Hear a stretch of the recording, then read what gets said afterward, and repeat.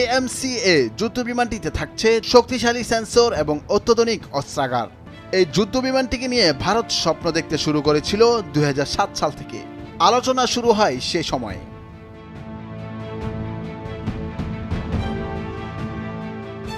তবে 2018 সালে ভারত রাশিয়ার সঙ্গে এই বিমান তৈরির প্রকল্প থেকে সরে আসে।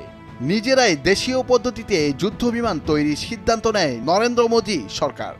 এর আগে নতুন প্রজন্মের একক ইঞ্জিনযুক্ত তেজস যুদ্ধ বিমান তৈরিতে হাত লাগিয়েছিল ভারত। এরপর আবারও দেশীয় পদ্ধতিতে বিমান তৈরির সিদ্ধান্ত নিল ভারত।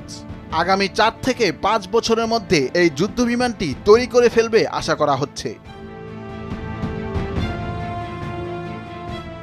মাত্র কয়েকটি দেশের হাতে পঞ্চম প্রজন্মের স্টেলথ যুদ্ধবিমান রয়েছে। এই তালিকায় রয়েছে আমেরিকা, চীন ও রাশিয়া। সেই তালিকাতেই যুক্ত হতে চলেছে ভারত।